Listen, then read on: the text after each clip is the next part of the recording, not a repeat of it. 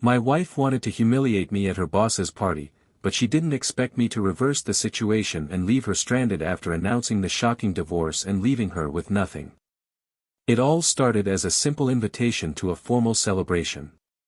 An event where all the important eyes would be gathered, where career decisions, reputations and discreet alliances would be made in the warmth of glasses of champagne and rehearsed smiles. I trusted her. I trusted so much that I would never have imagined that the real spectacle of that night would not be the company's award ceremony, nor the promotion of executives, but rather the grotesque theater that she had planned for me. She hand-picked the dress, the makeup, the gestures. He practiced the looks, the fake laughs, the almost imperceptible touches on a certain man's arm, as if someone innocently just wanted to appear kind. But it wasn't. It was a plan. Everything seemed normal at first, as it always is before the abyss. Friends laughed, toasted, praised her elegance. She shone like a star in the center of all eyes, and I, naive, felt proud. Proud of a woman who, deep down, hadn't been mine for a long time.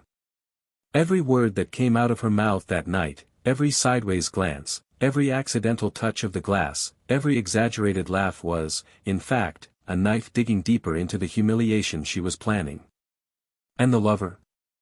Disguised as a colleague, a subordinate, he approached little by little, with slow steps, like a predator that doesn't need to rush because the victim has already been doped by blind trust. At some point, I started to notice. The looks were too long. The way she shied away from my touch as if I were an inconvenient stranger.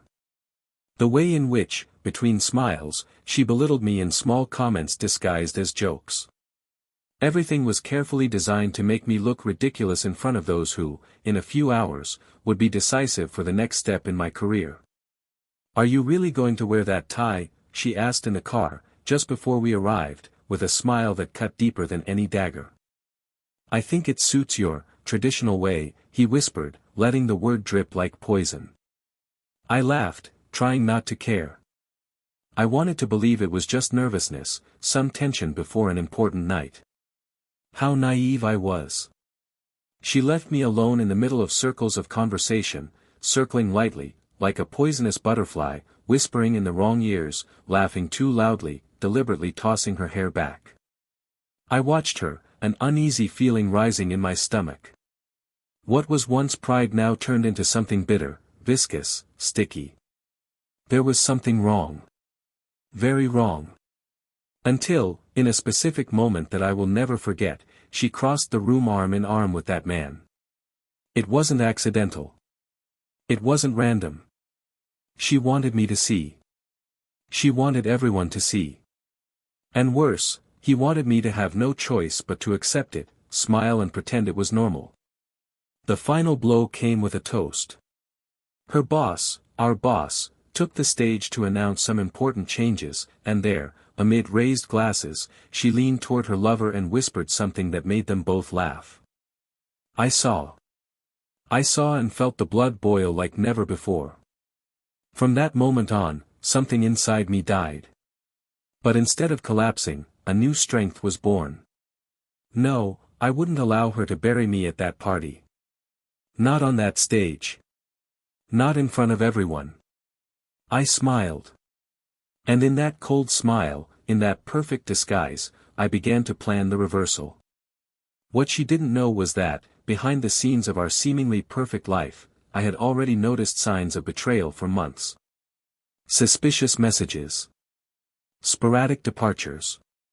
Subtle changes in behavior. Small daily betrayals that, together, formed irrefutable proof of the truth.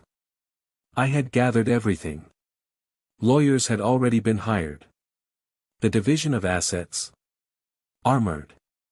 The house, the car, the bills. All protected by clauses that she, in the arrogance of someone who thinks she is above the consequences, never suspected. And now, at that party, in front of everyone who mattered, I would have my silent revenge. While she toasted, I approached the boss and exchanged quick words. An exchange of complicit glances. Then, later on, a brief speech would be made. Not about her promotion, as she dreamed. Not about the impeccable image I was trying to build at the expense of my dignity. But rather, about the public dissolution of a sham. And she wouldn't be the one to announce anything. It would be me. There was no fight. There was no screaming. There was just an icy smile, a raise of a glass, and the announcement, I want to take advantage of this special moment to share some personal news. Tonight marks not only a new professional phase for many here present, but also a new personal phase for me. I am making my divorce official today. Silence. Shock. Frozen smiles amid the still bubbly champagne. She looked at me, stunned, as if reality had finally hit her. But it was too late. The world she had tried to build based on my humiliation was crumbling before her eyes. And the best? She wouldn't just be without the wedding. I would be left with nothing. I saw in his eyes the slowly creeping understanding, like poison coursing through the veins. She knew.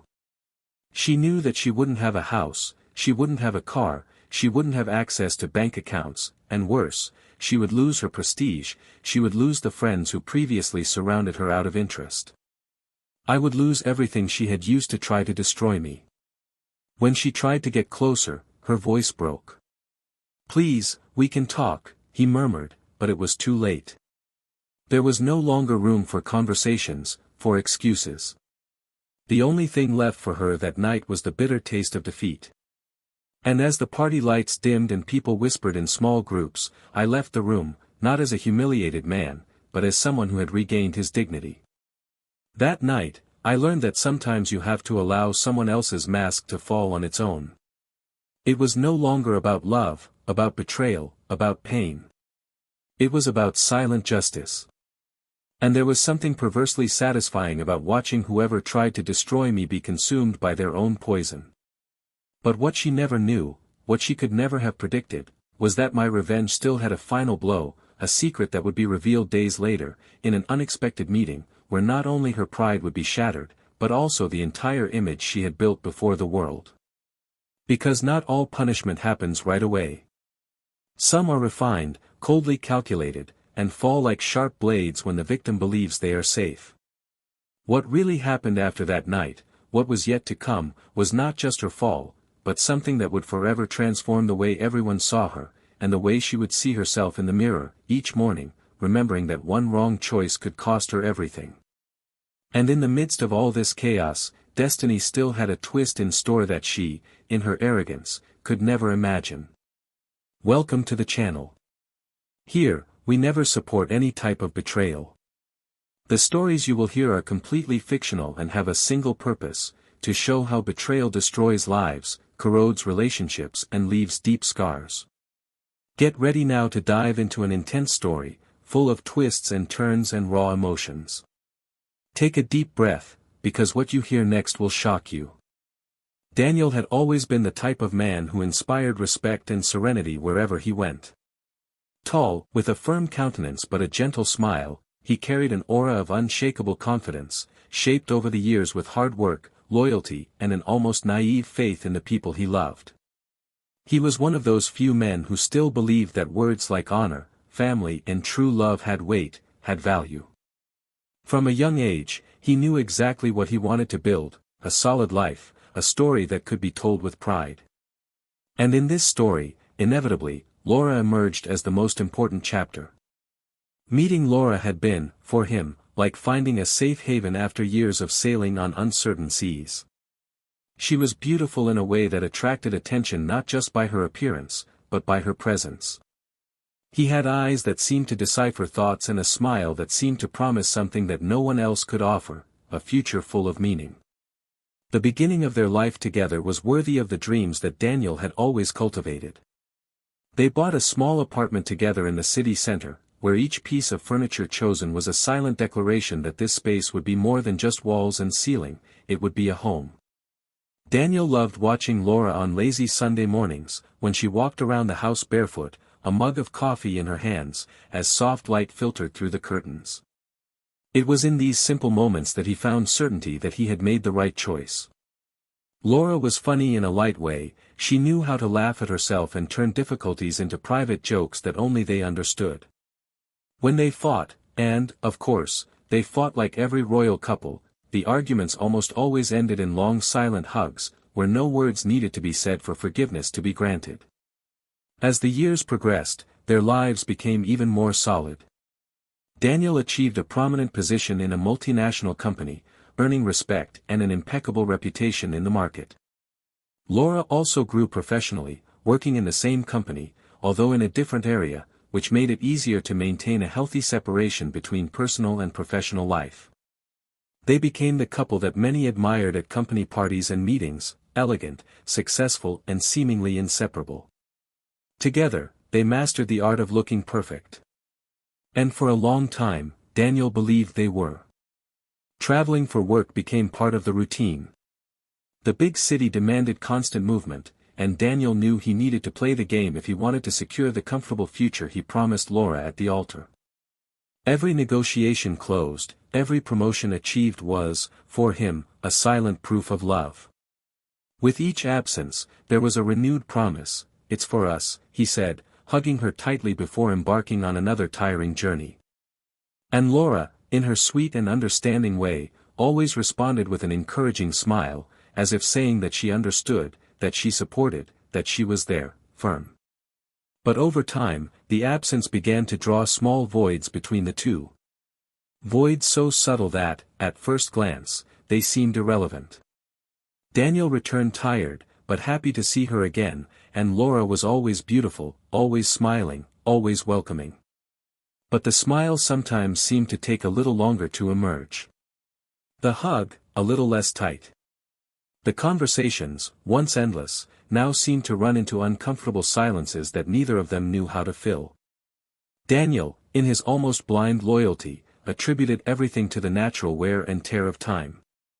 Who, after all, could keep the intensity of the first years intact? Love, he thought, was a daily decision, a constant choice, not just an impulse of passion. It was in this context that the invitation to the company's big party came about. A gala celebration, planned months in advance, aimed at recognizing the talents that had driven the company through difficult times.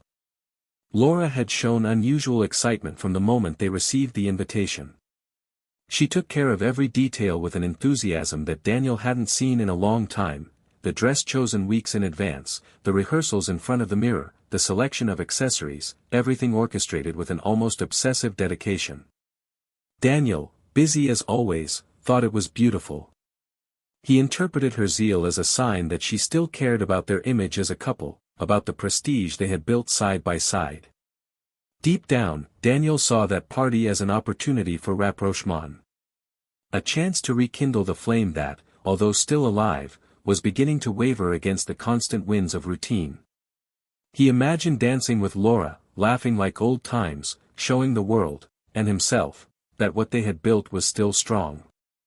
He worked even harder in the weeks leading up to the event, closing important deals, winning praise that reached Laura's ears, filling him with hope that she would be proud of him. Night finally arrived. Daniel chose his best suit, the one that Laura had praised so many times, and left the house with a light heart. Laura looked stunning. She wore a dress that seemed custom-made for her, molding perfectly to her curves, reflecting an image of power and sophistication that left everyone around in silent admiration.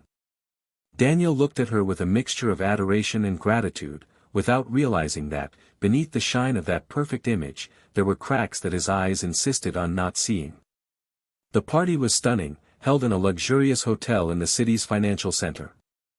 Crystal chandeliers, live music, waiters circulating with trays of champagne, and a sea of formal dresses and tuxedos made for a scene worthy of a movie. Daniel and Laura walked around the room, greeting colleagues, exchanging smiles and toasts, looking like the ideal couple everyone was hoping to see. Daniel felt at home. He felt safe. The atmosphere of success, the warmth of the applause, the complicity in the looks of old friends, everything conspired to make that night seem like a milestone.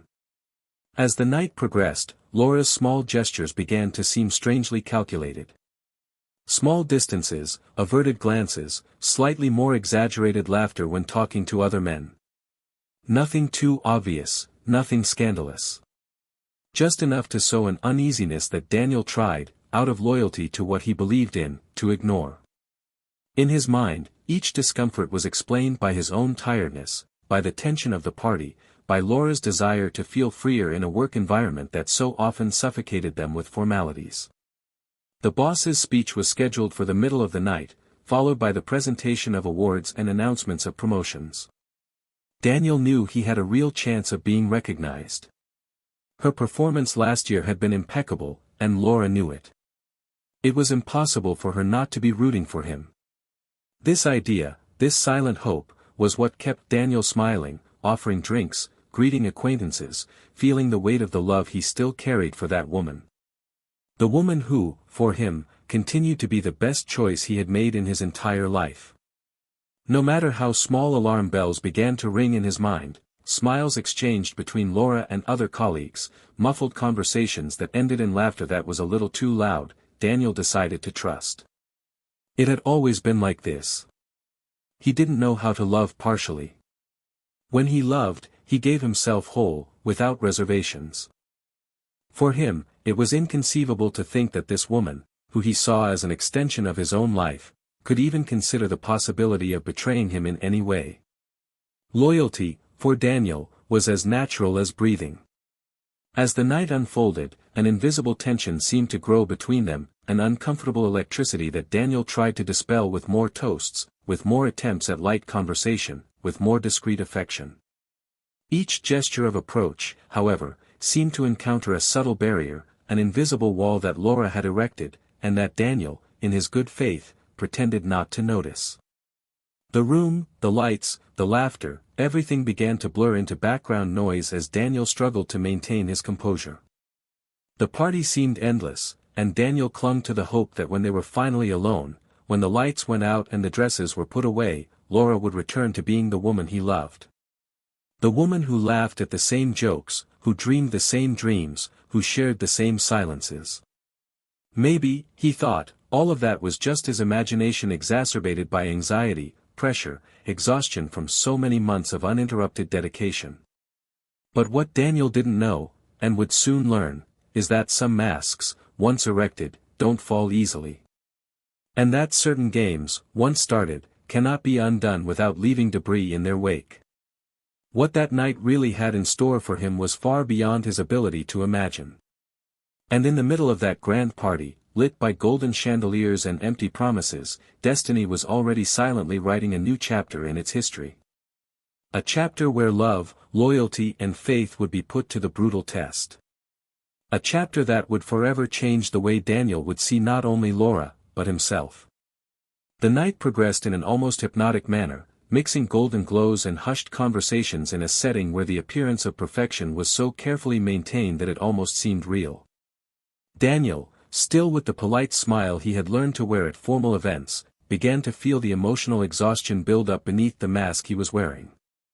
Laura's small absences during the party, the way she disappeared for long minutes and returned with vague excuses, ignited an uneasiness within him that grew like a silent tide, threatening to swallow all the security he still tried to preserve.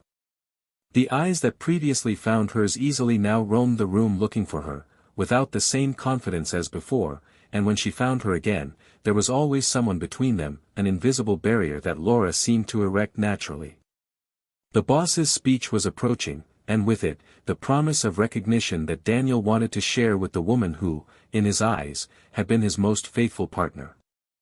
As he moved around the room, chatting with colleagues and smiling at familiar faces, a part of him watched Laura from a distance, like an uncomfortable spectator who realizes, without being able to help it, that something precious is slipping through his fingers. It wasn't just the gestures or the forced smiles, it was the way she seemed to belong more to that environment than to himself, as if she had already chosen a side that Daniel didn't yet know existed. When they finally gathered close to the stage, Daniel tried to pull her close, touching her hand in an almost desperate way, a silent request for her to reconnect with him, so that, even if it was for a moment, she could return to being his Laura. She smiled, but it was a cold, distant smile, like someone offering the alms of education to a stranger. Something inside him broke in that gesture, something he still couldn't name, but which he would later understand as the moment when love gave way to doubt. The boss took the stage and the speeches began. Daniel tried to pay attention to the words of gratitude and promises for the future that spread throughout the room, but his eyes insisted on straying, searching for Laura among the crowd. It was at that moment, in an oversight of fate, that he saw it. There was no way to interpret it any other way. Laura, with her head inclined in an intimate manner, whispered something in the ear of a younger man, who responded with a muffled laugh and a subtle touch on her waist. A touch that lasted a second longer than would be acceptable, a second that plunged a cold knife into Daniel's chest, paralyzing him. The party continued its course, but for Daniel, time had stopped. Every word spoken on stage, every applause, every laugh echoed in his ears like distant sounds, irrelevant in the face of the reality that was imposed. He watched Laura from afar, without being seen, and what he saw was devastating. The way she let herself get involved in conversations, her physical proximity to that man, the way she avoided meeting Daniel's eyes as if, on some level, she knew that the facade had broken. It wasn't just an innocent friendship. It wasn't just a misinterpreted coincidence. It was something more. Something she no longer bothered to hide. The final blow came in such a banal way that it almost seemed cruel. At a moment when the room emptied slightly, and conversations became more intimate, Daniel saw Laura disappear again, this time to one of the place's balconies. Driven by an instinct he couldn't control, he followed her discreetly. He approached the glass door that led to the terrace lit only by the soft light of the street lamps and the music that still escaped from the main hall. And then, through the glass, he saw the scene that would forever transform his worldview. Laura, his Laura, was in the other man's arms. There was no room for doubt. The kiss they shared was intense, intimate, full of a passion that Daniel hadn't seen in her eyes for a long time. They pulled away briefly, laughing at what seemed like a private joke, and she caressed his face with a tenderness that, for years, Daniel had believed was his alone. The betrayal was there, naked, raw, without subterfuge. And with it came a pain so violent that Daniel had to lean on the wall to keep from collapsing. He did not enter the terrace. There was no scandal. He didn't confront anyone. Instead, he retreated silently, his heart in pieces, his mind spinning with maddening speed. He returned to the main hall, picked up a glass of champagne forgotten on a tray and drank it in a single gulp. The decision was made there, without hesitation, as an instinctive survival reaction. There would be no scene. There would be no pleading. There would be no tears. There would only be justice. Cold, silent and relentless. As the party began to empty and people said goodbye with warm hugs and promises of new meetings, Daniel remained calm, courteous, irreproachable. Laura approached again, now feigning an enthusiasm that sounded ridiculously false in her eyes. He asked if they were ready to leave, touching his arm with a practiced lightness, as if nothing had happened. Daniel smiled, a smile as empty as the space she had left in his chest, and agreed. On the way back, the silence between them was deafening. Laura talked about the party, about how excited everyone seemed, about how the boss had high expectations for the coming months. Daniel responded in monosyllables, keeping his hands firmly on the steering wheel, his gaze fixed on the road, his face impassive. Her every word was a stab, but he bore it. Because he knew that soon it would be his turn to speak. And when he spoke, there would be no room for doubts, for excuses, for feigned regrets. Upon arriving home, Laura went in first, taking off her shoes and sighing in relief, as if nothing was wrong. Daniel closed the door behind him and stood there for a moment, watching her from a distance.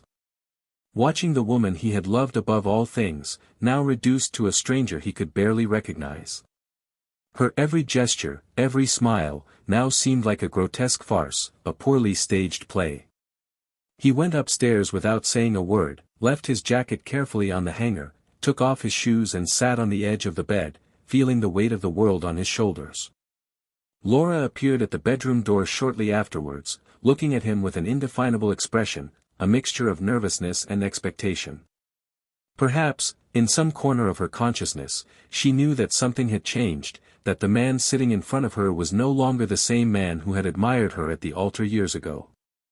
Daniel slowly stood up, walked over to her and, in a cool, controlled voice, said he knew. He didn't need to say anything else. Laura's look immediately transformed, going from surprise to panic, from denial to fear. She tried to speak, tried to stammer out explanations, improvised lies that fell apart before they were even completed. But Daniel just raised his hand, interrupting her, and said that this was not the time for explanations. The betrayal was revealed. She was naked, exposed, unassailable. But what Laura didn't yet know was that the most devastating blow, the one that would truly destroy everything she thought safe, was yet to come. And this time, there would be no mercy. The silence in the house seemed to pulse with its own tension, thick as an invisible fog that suffocated the environment. Laura was still standing at the bedroom door, her body rigid, her eyes wide, searching Daniel's face for any trace of mercy. But what he found was only coldness, an almost cruel serenity, like the stillness that precedes a devastating earthquake. Daniel crossed the room with slow steps, each movement carrying the weight of a decision that had already been made long before that night. There was no rush, no hysteria, just the surgical precision of someone who knew exactly what they were about to do. He stood before her, so close that he could smell the light perfume she wore, an aroma that, for so many years, had brought him comfort and now only disgusted him. Laura opened her mouth to say something, but he raised his hand once again, imposing silence. This was no time for fake tears or impromptu apologies. It was the moment of truth, naked and irreversible. With a calm that bordered on indifference, Daniel took a thick, carefully sealed envelope from his inside jacket pocket and handed it to her. Laura hesitated, her fingers trembling slightly, before accepting the object that seemed to radiate a silent threat. Daniel watched her without blinking as she, with clumsy gestures, ripped the seal and removed a stack of documents. As his eyes ran over the printed words, the transformation on his face was almost painful to watch. First came confusion, then disbelief, and finally absolute panic. She flipped through page after page, each one a mortal blow to the security she thought was unshakable. Asset transfer contracts, bank records, legal documents. Everything meticulously signed, registered and sealed. Everything had been planned down to the smallest detail. When Laura finally looked up at Daniel, there was no longer any trace of the confident woman who had strutted through the party that night. In its place there was only the raw despair of someone who understands, with searing clarity, who has lost everything. She mumbled a question, barely audible, a plea disguised as incredulity. How could he? How did he have time?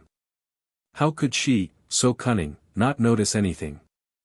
Daniel responded in a low, controlled voice, each word cutting like a sharp blade. He explained that, months ago, when he realized that something had changed between them, he began to prepare. Not for revenge, but for survival. He transferred all the assets that belonged to him before the marriage into his personal name. He had discreetly closed joint accounts and opened new accounts that Laura had never seen before. Even the apartment where they lived, purchased with their own resources before their marriage, had been legally protected against any claim. Laura tried to argue, her voice choked with a mixture of anger and fear, saying that she was married to him, that she had rights, that it wasn't fair. Daniel just stared at her, motionless, letting the weight of her words echo in the void. There was nothing more that could be said to change the course of events. Every signature, every financial movement, was done legally. She no longer had a home. He no longer had a car. I had no access to money. And, worse, now she didn't have him anymore either. Desperation took over Laura in a disorderly way. She dropped the papers on the floor, the pages scattering like the remains of a shattered life, and advanced towards Daniel, her tears finally breaking through the dam of the mask she had held up for so long. She tried to touch him, tried to reach for him like a woman clinging to one last hope before drowning. But Daniel backed away firmly. There would be no comfort that night. There would be no reconciliation. She sobbed disjointed words, late promises, vows of love that now sounded hollow and desperate. He promised to change, he promised to be better, he promised that the mistake had been an oversight and that the love between them could survive. Daniel, however, knew that those words were nothing more than an instinct for preservation. It wasn't true regret, it was fear. Fear of losing the comfort, the status, the future that I thought was guaranteed. And it was too late for mercy. The dialogue between them was tense, tearing away every inch of what remained of dignity. Daniel, for the first time in years, didn't try to save the situation, didn't seek soft words, didn't offer a shoulder for tears. He just coldly explained how, by betraying him, she had not only destroyed trust, but also underestimated the man who had always put her first. He said that the love he felt was so pure that he never anticipated that he would need to protect himself from her.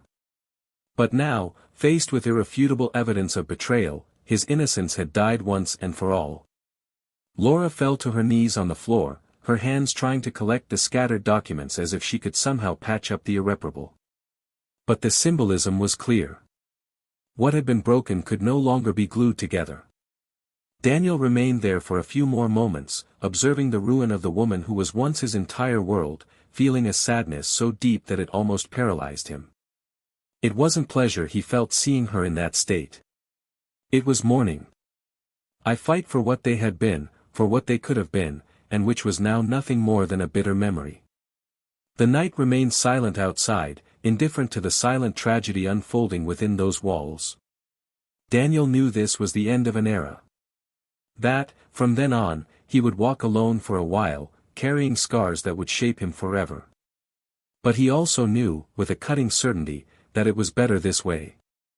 Better than living a lie supported by one-sided love. Laura, still kneeling, raised her face in a last effort to reach something that no longer existed. With a hoarse voice, she begged him to reconsider, to think about their history, the years they shared, the dreams they had built. But Daniel was no longer the man who swore to love her unconditionally. Now he was a man who had learned, in the cruelest way possible, that love, without respect, is just a prison in disguise.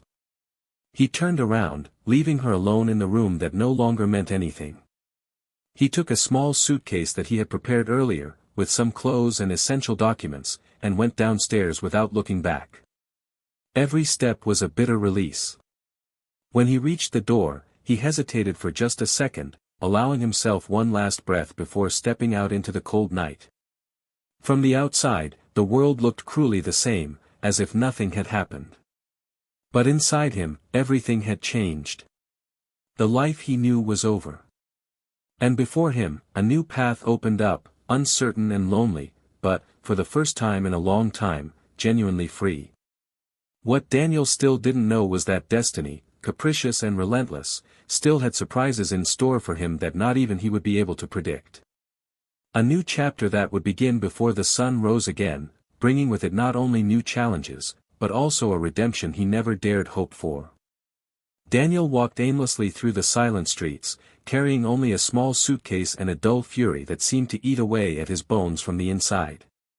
Night poured over the city in layers of fog and distant lights, and every step he took seemed to take him further away from the life he had left behind. The house, the woman, the promises, everything was now just ashes blown by the cold wind that cut into his skin and forced him to move forward. He found shelter in an inconspicuous hotel, where the night receptionist didn't even look up to see him sign the form. He just wanted a room, a hard bed and the solitude necessary to reorganize the fragments of his existence. The room smelled of cheap disinfectant and the curtains hung heavy, blocking out any trace of the outside world. Daniel threw the suitcase in a corner and fell onto the bed, staring at the cracked ceiling without really seeing it. For hours, he remained motionless, allowing the pain to settle in every cell of his body. I didn't try to push her away. On the contrary, he wanted to feel her to the limit, he wanted to burn all the remaining illusions so that, at dawn, he could start something new from the ashes. His cell phone vibrated sporadically in his discarded jacket, but he ignored it. I knew they were messages from Laura.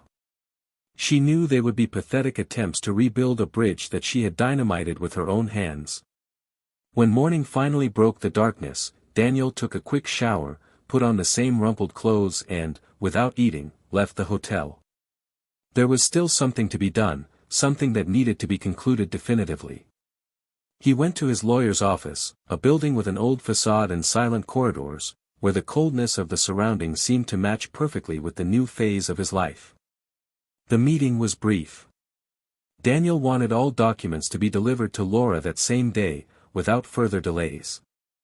The terms were clear: she would leave the apartment immediately, hand over the keys, sign the papers and receive, as a last gesture of civility, a small symbolic amount to start her life over, a handout compared to what she had lost. While they were adjusting the last details, his lawyer watched him with a mix of respect and caution. It was rare to see someone deal with pain like that, not with explosions or screams, but with a cold, methodical determination, like someone performing painful surgery without anesthesia. When everything was resolved, Daniel left the office without looking back, even refusing the offer of a coffee.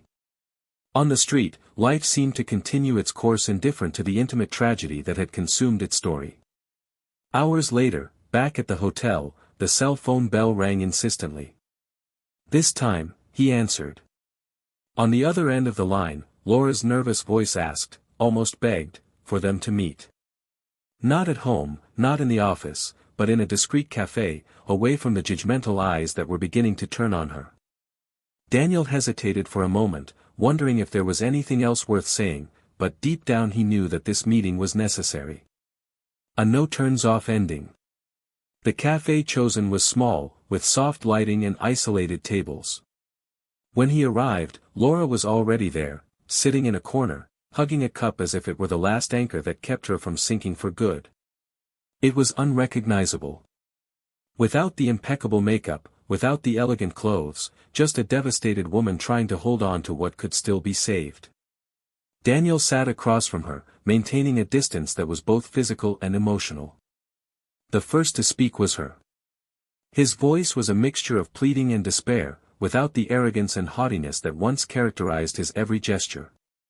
She said that she had made a terrible mistake, that she didn't know what had happened to her, that she had felt alone in the moments when Daniel was absent and that, cowardly, she had sought validation in the wrong arms. I tried to justify the unjustifiable, trying to construct a narrative where guilt was diluted in banal circumstances. Daniel listened in silence, without interrupting, without showing any emotion. When she finally stopped, hoping perhaps for a sign of compassion, he leaned forward slightly and, with an almost painful calm, asked her if she really believed that a mistake could be erased by a belated apology. Laura shook her head in denial, her eyes teary. He tried to justify himself again, talking about love, longing, regret. But Daniel, with a firm gaze, cut his words precisely. He said that love without respect was just emotional dependence, that longing without loyalty was just weakness, and that regret without action was just self-pity. I wasn't there to hear lamentations. I was there to end a cycle once and for all. She then appealed to the future. He said he could regain his trust, that he would fight every day to prove his worth. That they could rebuild, brick by brick, what had been destroyed. Daniel smiled, a sad, tired smile, and explained that some ruins are so deep that any attempt at reconstruction would only be a pale copy of what once existed. He said he no longer held anger, but he also no longer carried love. What had existed between them had died on the balcony lit by the muffled music of the party, and nothing could resurrect that. Laura was crying openly now, without disguise, without pride. People at nearby tables were stealing glances, but Daniel didn't care. It was the last act of a play that needed to be performed to the end. When he got up to leave, Laura held his hand tightly, in a desperate gesture that seemed to want to anchor him there, to prevent the inevitable from happening. Daniel looked down at that hand he had once held with love, and, with a firm gesture, freed himself. Without a final word, without a dramatic goodbye, he just turned and walked out of the cafe, leaving Laura behind with her own ghosts. The cold street air seemed to cut him like razors, but it also brought a strange relief. It was the end. A real end, with no room for regret. Now, life opened before him like a blank page, haunting, but at the same time liberating.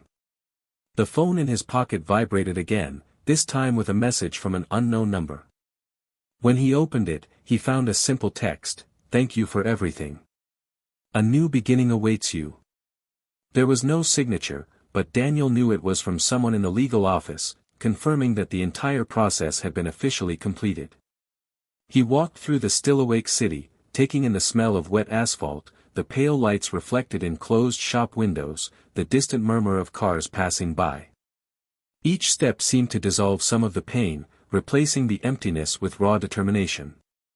There would still be difficult nights, there would still be memories that would throb like barely healed wounds, but Daniel knew he would survive. Not just survive. He would rebuild. And what he couldn't predict was that, soon, life would bring him something that he believed he had lost forever: the ability to love again, to trust again, and, who knows, to smile without a heavy heart.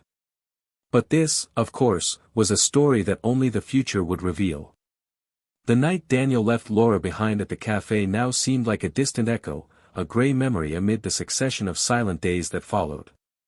Provisionally installed in a modest apartment rented in a hurry, Daniel relearned how to fill empty spaces that had previously been occupied by the comforting noise of a life together. The bare walls seemed to amplify the sound of his footsteps, and time, once so precious and divided, now stretched out before him like a deserted road, without curves, without shortcuts. Even though the decision had been made and was irrevocable, there was an uncomfortable twinge of doubt every morning, as if the act of moving forward required not only courage, but also a painful reinvention of one's identity. The days were consumed in mechanical routines, meetings, paperwork, formal phone calls that filled the void with the coldness of professional commitments. At night, however, when the city calmed down and silence enveloped him like a heavy cloak, Daniel faced the real enemy, himself. There was no escape from the memory of the looks exchanged on that bright balcony, the muffled sound of the music that seemed to mock his naivety, the sight of Laura breaking down in tears that now no longer touched him. Loneliness was a constant companion, but unlike the loneliness of my youth, it was accompanied by a deep tiredness, a feeling that certain wounds would never completely close. It was in the midst of this silent process of reconstruction that Daniel began to observe something curious: freedom, even though it was wrapped in pain, had an almost addictive flavor.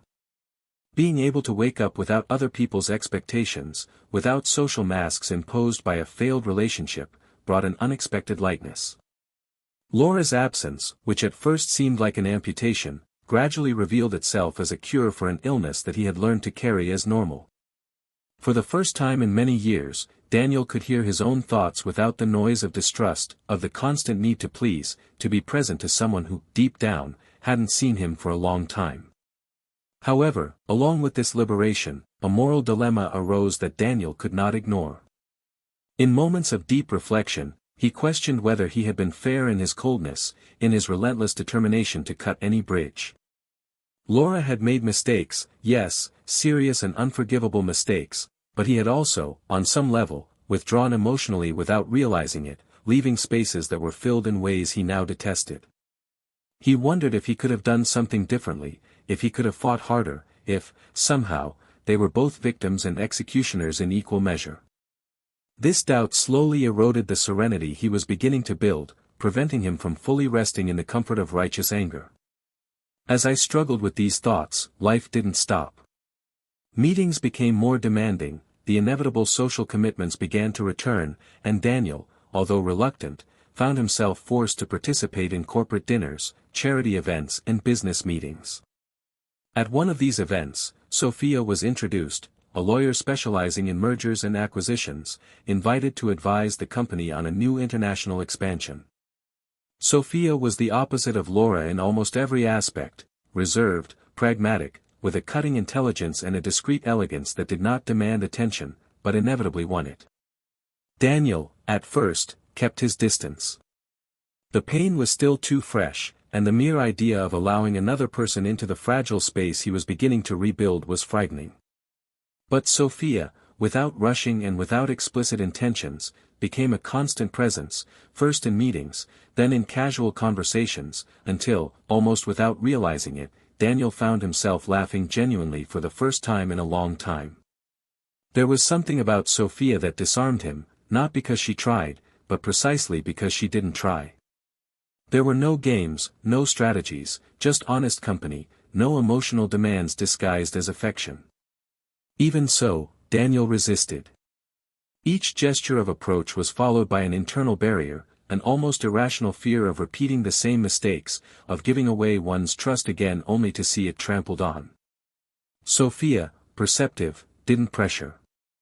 I respected your time, your space, your pain. This silent posture, this wordless understanding, was what, paradoxically, moved Daniel the most. He knew that, sooner or later, he would have to face the inevitable choice: remain stuck in the ruins of a past that he could not change or take risks again, even though he knew that the ground could collapse at any moment.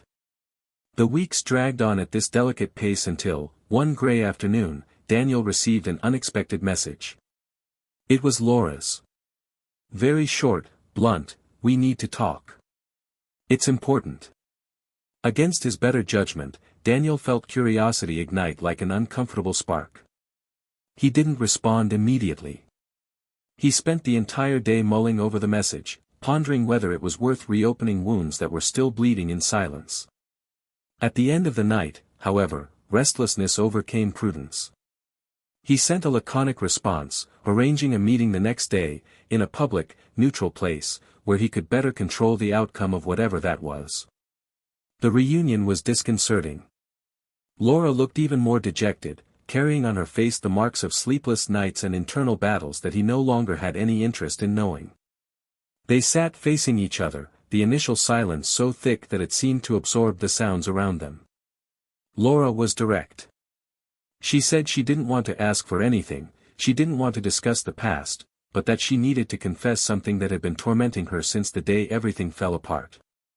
Daniel kept his expression impassive, wordlessly encouraging her to continue. Laura took a deep breath and began to speak, her voice choked but determined. He said that, shortly before the fateful party, he had learned of rumors within the company that Daniel would be promoted to a position that would give him not only more power, but also more financial freedom and prestige. In a fit of envy and bitterness, feelings that she now recognized with shame, she allowed her own insecurity to lead her to seek recognition outside of her marriage, trying to feel valued in other ways. The betrayal, she said, was not just physical. It was, above all, a betrayal against everything they had built, against the trust he had placed in her without reservation. Daniel listened in silence, allowing each word to find its space. There were no excuses that could erase what had been done. But there was, in Laura, a naked honesty that, for the first time in a long time, didn't sound manipulative. She ended her confession by saying that she did not expect forgiveness, that she did not seek redemption, but that she needed him to know the complete truth, so that he could move forward without carrying doubts that she herself had planted. When Laura got up to leave, Daniel remained seated, staring at the cold cup of coffee in front of him. The moral dilemma that haunted him seemed even thicker now. Could he ever truly forgive? And, if he could, would that mean giving up his own dignity or, perhaps, rescuing the last spark of humanity that still burned within him? The answers didn't come that night. And perhaps they would never fully come. Daniel stayed in that cafe for longer than he would like to admit, even after Laura walked away until she disappeared among the anonymous people of the night. It wasn't just the weight of the recent revelations that paralyzed him, but the painful recognition that, on some level, he had known all this for a long time, even if he had refused to accept it.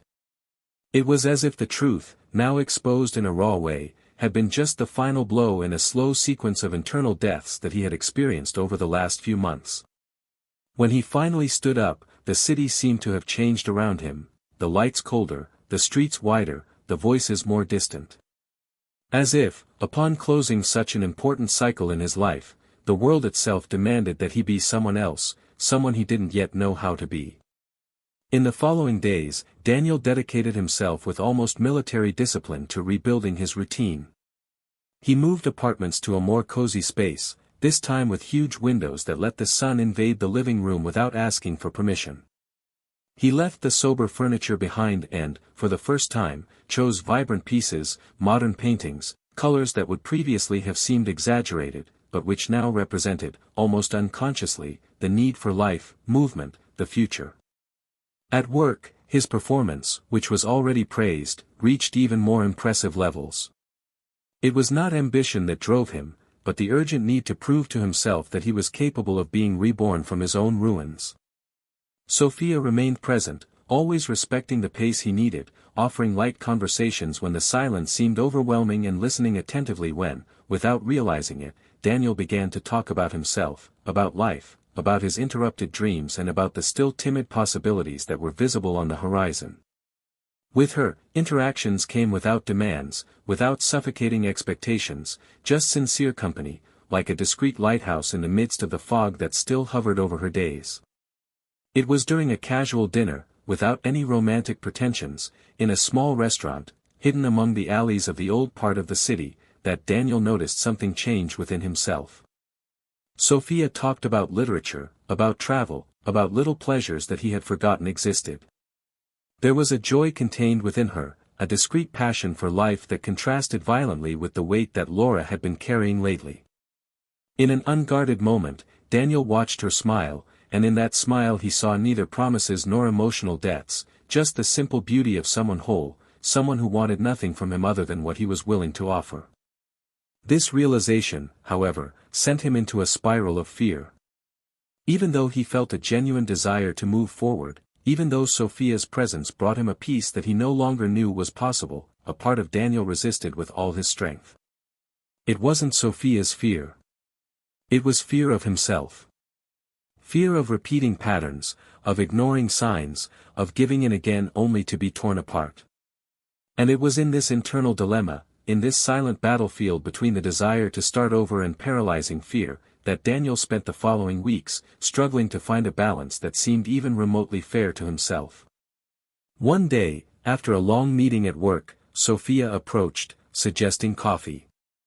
They accepted in silence and walked side by side through the busy streets, dodging hurried pedestrians, sharing small comments about the day, about the city, about nothing and everything.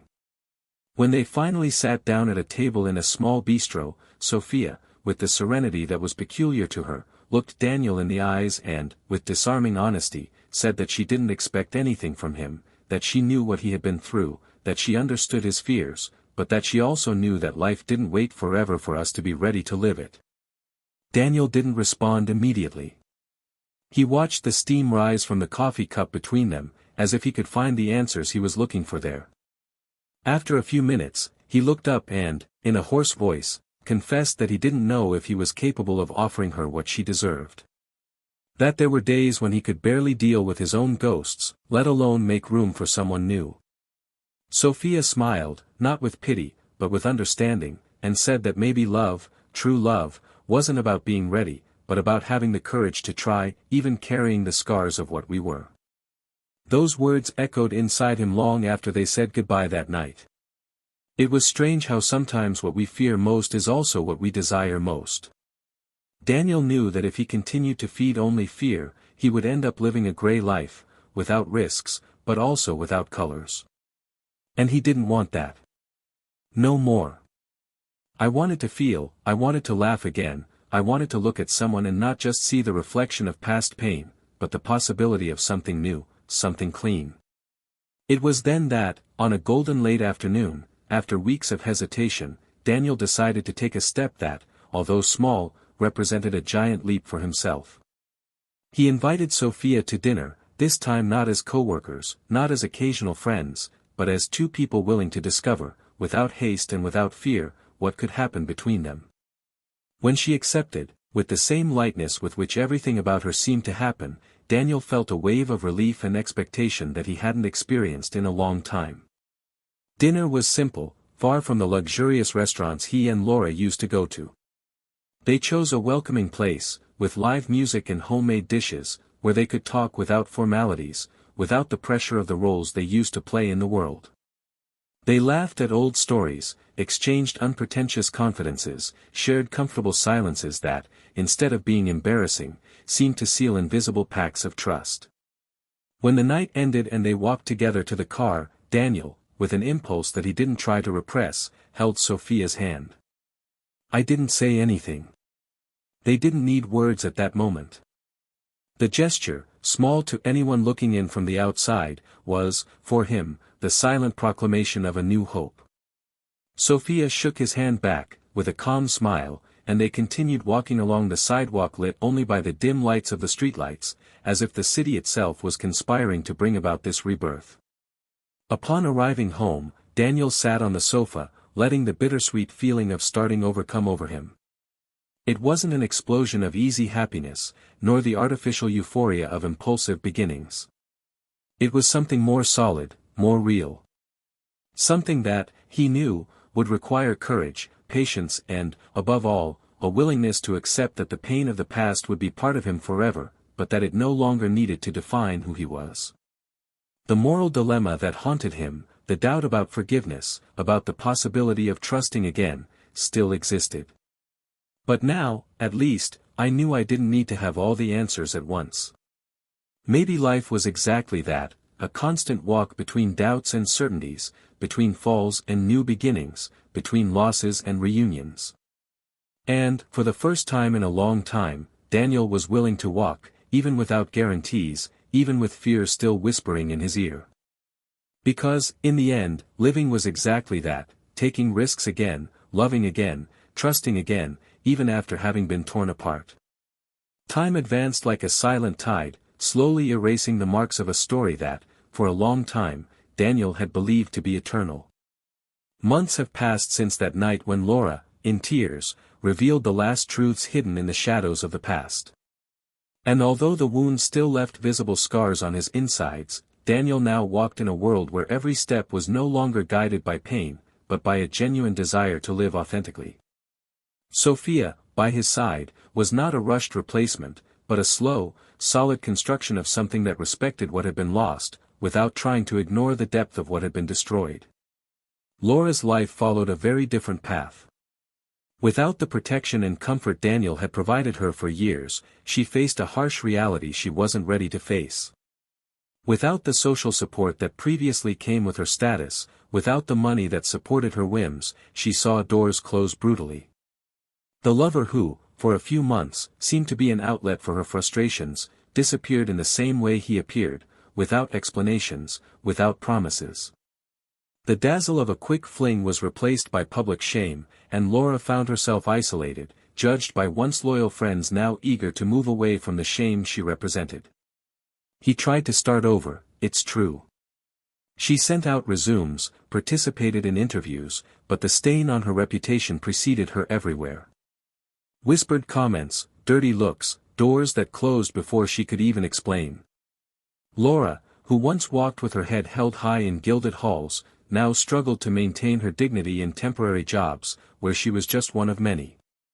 Bitterness grew inside her like weeds in an abandoned field, and the image of Daniel moving on, rebuilding his life with grace and respect, was an open wound that never healed. While Laura sank into a cycle of regret and loneliness, Daniel flourished. Not in an exuberant or artificial way, but in a serene and true way. Alongside Sophia, he discovered new flavors of life that previously seemed erased. Small gestures, like cooking together on a rainy night or laughing at an inside joke, gained a value that I would never have recognized before. More than love, Sophia offered him partnership, freedom and understanding. There were no demands, no overwhelming expectations, just the daily choice to stay together, not out of necessity, but out of desire. One afternoon, walking through a tree-lined square, Daniel sat on a bench and watched the children running, the couple strolling, the old men playing chess under the trees. He thought of Laura for the first time in weeks, but not with anger or sadness. He thought of it as one thinks of a story read a long time ago, which had its impact, which left marks, but which did not define the end of the book. He thought about how, sometimes, the people we love the most are also the ones who teach us the most through pain. And, at that moment, I knew that I had finally found true peace. A week later, at a simple dinner among close friends, Daniel did something he hadn't done in a long time: he toasted the future. Not to the past, not to the pain, but to what would come. To the risks he would still face, to the unexpected joys, to the small and big victories that still awaited him. As he looked at Sophia, his eyes met hers, and without needing words, they both knew they were ready to take the next step together. Not as each other's saviors, but as companions willing to face life with an open chest, with scars exposed and, yet, with the courage to love. As for Laura, her journey took an even more difficult turn. The lack of emotional support, combined with constant rejection, led her to seek therapy. For the first time, he began to face his own demons without the mask of vanity, without the armor of arrogance. In painful sessions, he had to face the reality of his choices, the origin of his insecurity, the void he had tried to fill in such a self-destructive way. It was not an immediate redemption, nor a miraculous change. It was a slow process, of falls and starts, where he learned, the hard way, that respect and self-love are not obtained through the approval of others, but cultivated internally. Still, Laura knew that some mistakes were too big to be fully repaired. He knew that, even if he rebuilt his life in a different way, what he lost with Daniel could never be recovered. This was his cross, his silent burden, the daily reminder that some decisions, no matter how impulsive, carry consequences that echo forever. Daniel, years later, still looked back from time to time, but not with regret. He had understood that his history with Laura had been necessary to shape him into the man he now was, stronger, wiser, more attentive. The love he felt for Sophia, built on the foundations of sincerity, respect and conscious choice, was living proof that even the greatest pains can be transformed into something beautiful if we don't allow them to define us. And so, in completely different ways, each of them followed their path. Daniel found in Sophia the chance to live a true story, without the constraints of the past. Laura, in turn, had to reinvent herself amidst the rubble she herself helped build, learning that freedom without responsibility is just another name for ruin. And the world, indifferent and vast, kept spinning, offering them both new opportunities for redemption, love and meaning, even if each had to conquer them in their own way. If you've made it this far, I want to know, what did you think of this story? What lessons did you take from it? Leave your comment below, I'd love to know your opinion. And if you liked this content, don't forget to subscribe to the channel so you don't miss any exciting stories like this. Here, we always reinforce, we do not support any type of betrayal. Our goal is to show how wrong choices can destroy lives and teach that respect and loyalty are the basis of any true relationship. Until the next story.